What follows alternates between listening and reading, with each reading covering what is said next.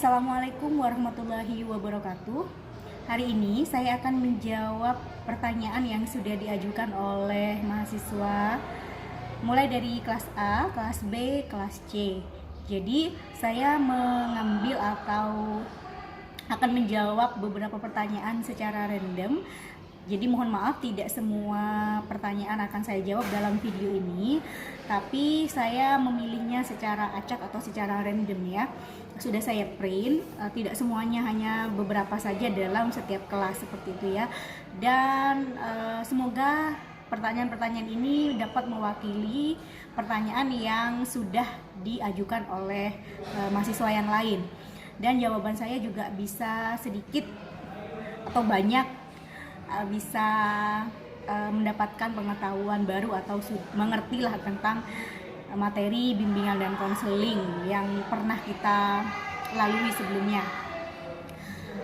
Setelah saya lihat atau setelah saya baca-baca pertanyaan yang diajukan mahasiswa sebenarnya masih seputar dasar-dasar bimbingan dan konseling. Jadi banyak yang belum mengerti tugas bimbingan dan konseling atau tugas BK di sekolah itu sebenarnya apa sih. Kemudian layanan bimbingan klasikal yang benar itu seperti apa? Efektif tidak kalau memberikan layanan klasikal di masa pandemi ini? Jadi lebih seputar seperti itu. Tapi saya akan mencoba menjawab. Jika nanti ada kekurangan, saya mohon maaf ya. Baik, saya mulai dari pertanyaan pertama dulu. Dari siapa? Serli Rizkia. Dalam pemberian layanan bimbingan klasikal, topik yang akan disampaikan apakah harus bertemakan tentang semua permasalahan anak didiknya atau topiknya bebas? Jadi, untuk memberikan layanan konseling, kita harus menyesuaikan topiknya, harus menyesuaikan dengan program BK yang sudah kita buat. Bukan asal-asalan memberikan tema atau memberikan topik dalam layanan klasikal atau layanan apa saja yang akan kita berikan. Jadi, basic yang harus kita terapkan terlebih dahulu adalah sesuai dengan program yang sudah kita buat. Sudah saya jelaskan bahwa tugas pertama guru BK itu sebenarnya adalah mengetahui permasalahan-permasalahan yang dihadapi oleh konseling kita atau klien kita. Kita harus mengetahui situasi sekolah tempat kita bekerja atau tempat kita menjadi konselor di sana. Baru setelah itu kita merancang layanan atau merancang tema-tema, merancang metode-metode yang akan kita berikan untuk menyelesaikan permasalahan yang ada tersebut. Jadi bukan sembarangan atau mengikuti tren ya. Oh, sekarang trennya TikTok nih, saya akan mau membahas TikTok misalnya. Tapi di program atau di need assessment tidak ada yang membutuhkan layanan TikTok. Mereka sudah mengerti lah istilah TikTok atau sudah paham lah mengupload video di TikTok. Jadi apa yang kita berikan mengenai informasi tentang TikTok itu akan tidak kurang tepat karena mereka tidak membutuhkan itu. Jadi harus berdasarkan need assessment atau sesuai dengan program BK yang sudah dibuat. Kita lanjut ke pertanyaan kedua dari Yulik Hermanto. Dalam melaksanakan konseling, jika konseling memiliki dua masalah yang sama-sama penting bagi dirinya, apakah bisa melaksanakan konseling langsung membahas dua masalah tersebut atau bagaimana? Jadi mau membahas 1, 2, 3, sampai 4 masalah pun dalam satu kali konseling itu sebenarnya tidak apa-apa selama waktu yang dimiliki atau batas waktu yang dimiliki itu masih ada. Konselor bisa mampu menyelesaikan 4 masalah dalam satu kali konseling, dan si konseling juga atau si klien juga bisa atau masih sanggup menceritakan 4 masalah yang dihadapinya sekaligus. Itu tidak masalah ya. Jadi seberapa banyak masalah yang akan dibahas dalam satu kali konseling itu sebenarnya tergantung situasi dan kondisi individu, baik konselor maupun kliennya atau konselingnya. Jika sama-sama merasa oke, ayo berapa saja masalah. Tapi idealnya memang 1 kali konseling itu 1 atau maksimal 2 masalah yang akan kita bahas, karena ditakutkan ketika banyak sekali masalah yang kita bahas dalam 1 kali konseling, penyelesaian masalahnya itu kurang maksimal begitu. Kemudian pertanyaan selanjutnya dari Atika Mufida, bagaimana Bu cara memberikan layanan konseling dengan menggunakan bibliokonseling? Gimana upaya seorang konselor untuk menarik perhatian siswa dengan menggunakan media bibliokonseling? Baik, bagi yang belum mengetahui istilah ini, bibliokonseling atau bisa disebut juga biblioterapi, ini adalah suatu treatment yang kita berikan kepada siswa dengan menggunakan bacaan, medianya bacaan.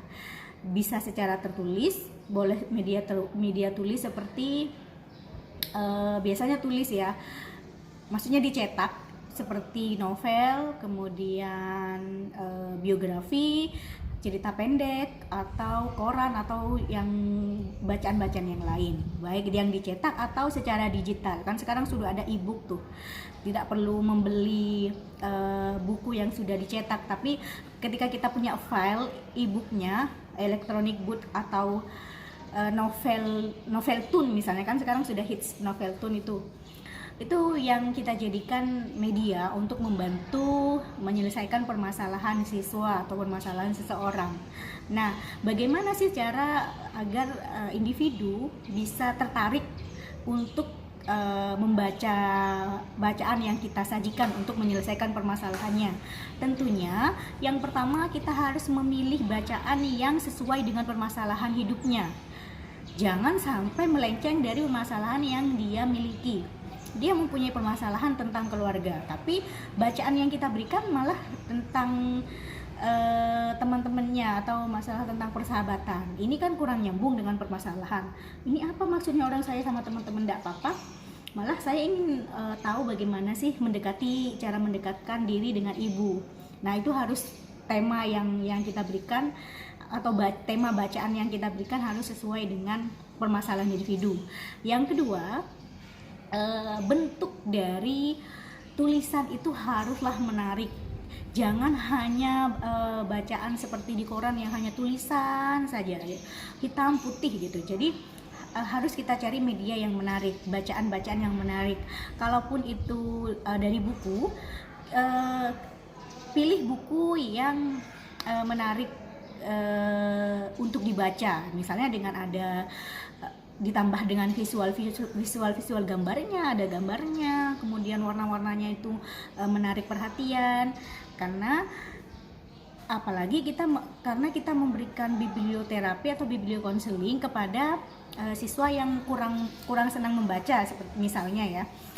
Jadi dia sudah basicnya tidak bisa, malas membaca, ditambah kita memberikan buku atau memberikan bacaan yang monoton, nah malah tambah nggak mau membaca gitu ya. Jadi pilih buku yang menarik atau pilih media bacaan yang menarik, entah dari covernya, entah isinya, entah dari judulnya, entah dari kosakatanya atau tutur bahasanya.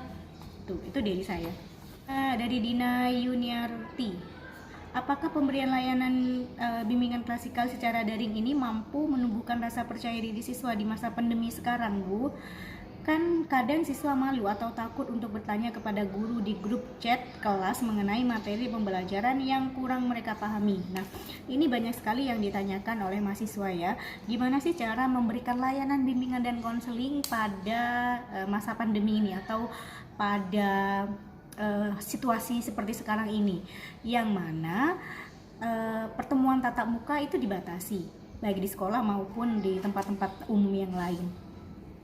Ada pertanyaan yang lucu sebenarnya ya.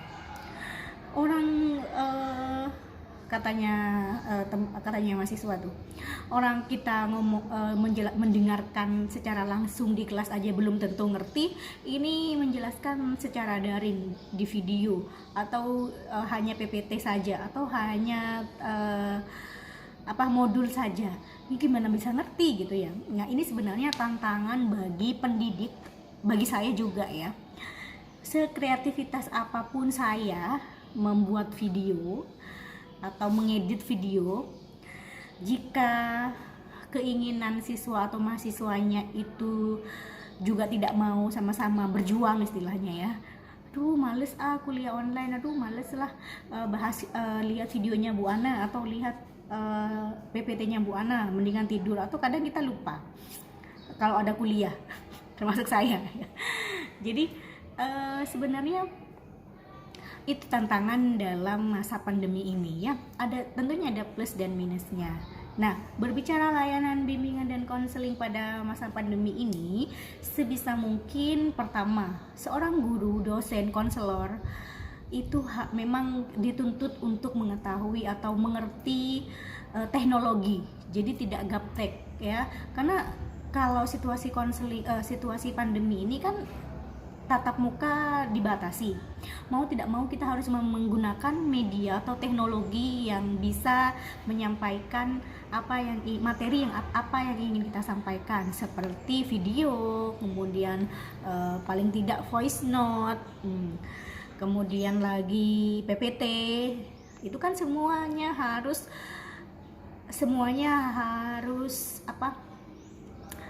menarik perhatian siswa.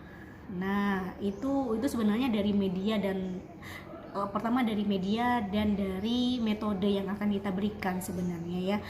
Dan saya juga menjadi PR besar bagi saya ini di masa pandemi ini ya.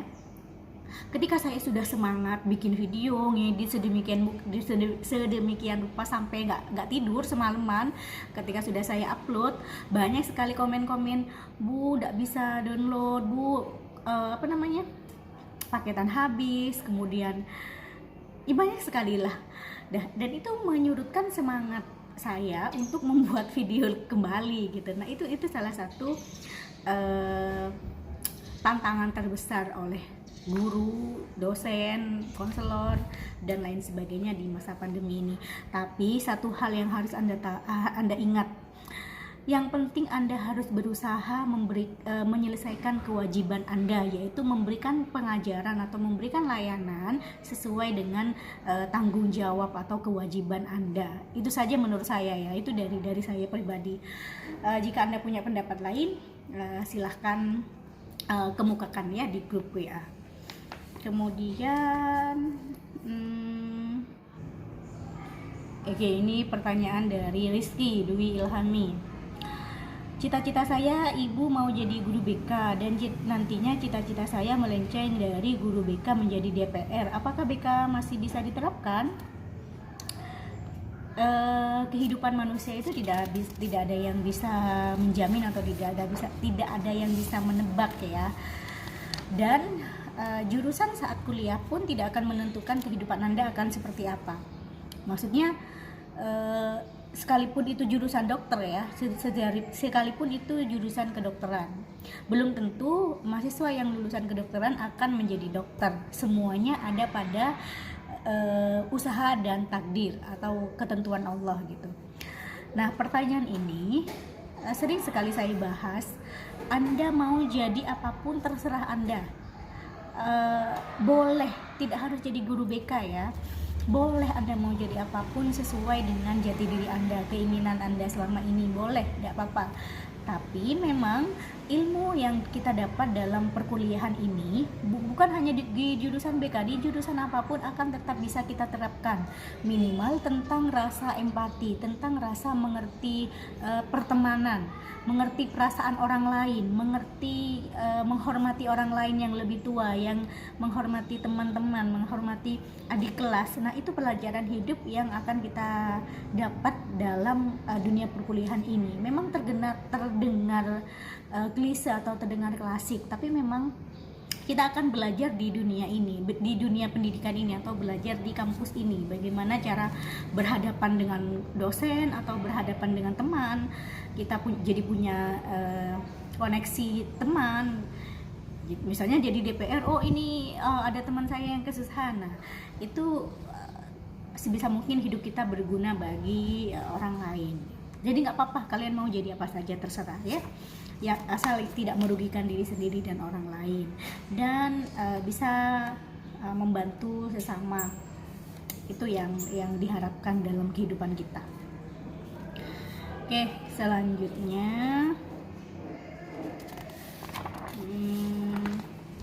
masih banyak ya, tapi nanti videonya terlalu panjang. Jadi saya hanya ngambil beberapa saja ya. Pertanyaan selanjutnya dari Ahmad Yuda Prasetyo. Bagaimana ketika ada guru agama menjadi guru BK? Apakah itu diperbolehkan Ibu? Karena ketika melakukan proses konseling tidak akan sesuai dengan peraturan BK. Oke. Ini juga banyak sekali yang ditanyakan, banyak sekali yang menanyakan bagaimana ketika guru mata pelajaran menjadi guru BK, atau sebaliknya guru BK menjadi guru mata pelajaran. Kalau kita berbicara boleh dan tidak boleh, sebenarnya dalam peraturan itu tidak diperbolehkan ya, karena kita tidak mempunyai kualifikasi untuk atau wewenang untuk memberikan materi itu atau layanan tersebut gitu. Jadi misalnya saya lulusan BK nih, sekolah membutuhkan guru kimia. Nah itu kan nggak nyambung ya. Mas, saya kan nggak ngerti kimia, meskipun pernah belajar tapi kan sudah lupa. Nah itu yang saya rasa tidak diperbolehkan langsung, tidak boleh. Tetapi ada keringanan ketika materi atau pelajaran yang akan kita berikan itu masih ada hubungannya dengan kualifikasi pendidikan kita. Misalnya saya jurusan BK, tapi saya pintar dalam bahasa Inggris, saya pernah menjuarai lomba debat bahasa Inggris internasional. Nah, saya kan punya bakat dan punya keahlian di situ, meskipun jurusan saya adalah jurusan BK atau kualifikasi pendidikan saya adalah BK. Nah itulah yang masih diperbolehkan, karena mengingat background saya juga pernah punya pengetahuan atau ilmu di pelajaran bahasa Inggris. Nah itu masih diperbolehkan, karena mau tidak mau sekolah membutuhkan itu. Kalau kita apalagi di sekolah yang terpencil ya, sampai kapan kita menunggu guru bahasa Inggris? Sedangkan ini ada guru BK yang pintar bahasa Inggris, kenapa nggak kita manfaatkan, atau bukan manfaatkan, kenapa kita tidak berdayakan gitu ya untuk membantu siswa kita. Nah itu sebenarnya menurut saya pribadi itu masih diperbolehkan. Begitupun dengan pertanyaannya Yuda, apakah guru agama bisa menjadi guru BK? Nah memang pertanyaannya, guru agama tersebut tidak memberikan bimbingan dan konseling tentang kebekaan, tapi lebih pada boleh menjadi guru BK dengan masih boleh menurut saya ya, karena tapi layanan yang diberikan bukan konteksnya bimbingan dan konseling secara umum, tapi lebih ke sesi religiusnya gitu. Saya rasa itu masih ada hubungannya, dan bahkan guru BK pun harus memasukkan unsur-unsur religius dalam layanannya, apalagi kita di dunia di dunia yang butuh sekali nilai religius gitu. Maaf ya belibet gitu. Saya rasa untuk guru agama menjadi guru BK masih bisa menurut saya ya, asal guru tersebut mau belajar. Kalau mau memasukkan layanan konseling nih, basicnya bukan konseling secara umumnya, tapi lebih ke konseling yang religius gitu ya. Itu, dan guru BK juga harus banyak-banyak belajar kepada guru agama. Maksudnya bukan hanya layanan konseling yang yang keberat-beratan saja, tapi kita juga harus menyesuaikan dengan jati diri bangsa kita, jati diri agama kita. Itu saja menurut saya. Maaf kalau salah ya. Anda bisa baca-baca di internet atau di buku-buku lain mengenai pertanyaan yang ini. Oke, satu lagi dari M. Dani Ihtirom. Ibu, kan kalau kata bimbingan, saya diajarin di semester 3 kalau bimbingan itu membimbing siswa sebagai tindak pencegahan atau preventif. Nah, kalau konseling baru tindakan kayak penyembuhan. Nah, pertanyaannya, apakah kalau bimbingan klasikal itu bisa digunakan untuk siswa yang sudah melakukan kesalahan atau kasarnya berbuat salah? Oke, jadi kita harus melihat basicnya dulu. Bimbingan adalah layanan untuk istilahnya fungsinya mencegah atau preventif.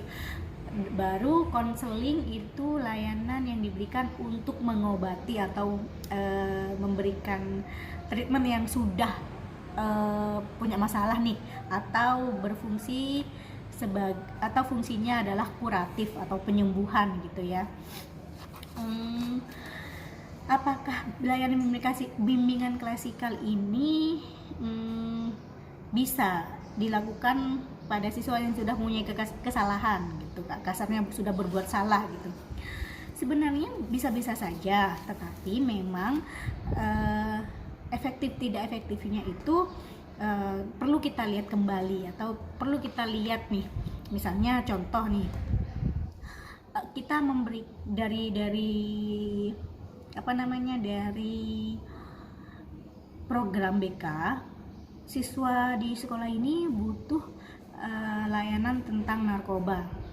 Nah, dari menit asesmen itu kita buat program tentang narkoba. Saya mau memberikan bimbingan klasikal tentang narkoba.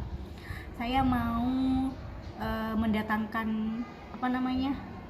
narasumber atau saya sendiri yang menjadi narasumber di kelas tersebut, menjelaskan pengertian narkoba, bahayanya begini sampai ada videonya segala macam. Nah, di sekolah, di kelas itu kan misalnya hanya satu, tapi tidak terdeteksi atau belum terdeteksi nih dia sudah menggunakan narkoba. Jadi belum ada identifikasi atau belum terdeteksi. Cuma mereka hanya butuh layanan tentang apa itu narkoba, bahayanya seperti apa. Nah, ketika kita memberikan layanan klasikal tentang narkoba, semuanya pasti akan mengerti, termasuk yang sudah punya kesalahan ini, sudah make gitu misalnya. Nah, juga akan menurut saya yang make ini kan karena dia tidak tahu bahayanya hasilnya, meskipun tahu, mereka tidak ada yang mengingatkan kembali. Nah, itu menurut saya juga bisa, namun efektivitasnya mungkin berbeda dengan siswa yang sama sekali belum menggunakan atau sama sekali belum memakai. Nah, baru dari situ kita lanjutkan dengan menggunakan konseling. Jadi kita boleh menggunakan bimbingan klasikal bagi siswa yang sudah punya masalah, tetapi kita bantu lagi dengan layanan konseling gitu ya. Jadi ada perpaduan di situ. Siapa tahu dia belum tahu nih narkoba itu apa saja jenisnya atau macamnya apa saja, dan baru dengan layanan bimbingan klasikal dia sudah mengetahui dan menyadari, oh ternyata yang saya minum itu namanya ini. Nah, baru dari situ kita berikan tambahan layanan atau tambahan bantuan berupa layanan konseling atau nanti psikoterapi dan lain-lain, tergantung jenis atau tingkat permasalahannya seperti apa. Baik, karena waktunya sudah panjang videonya, meskipun hanya beberapa yang saya bahas, nanti insya Allah saya akan membuat video lagi tentang pertanyaan ini ya, yang pertanyaan yang belum selesai atau pertanyaan yang belum saya jawab. Untuk video kali ini saya cukupkan sampai di sini dulu. Nanti insya Allah akan saya lanjutkan ke video selanjutnya. Sekali lagi mohon maaf jika pertanyaan saya ini kurang bisa membuat Anda mengerti tentang layanan bimbingan dan konseling, atau masih membingungkan nih penjelasan dari saya karena belibet gitu ngomongnya. Jadi silahkan Anda cari-cari tahu sendiri di internet, di buku, di jurnal gitu ya. Tapi kalau misalnya sedikit ada pencerahan, ya alhamdulillah. Oke, sekali lagi terima kasih. Wassalamualaikum warahmatullahi wabarakatuh.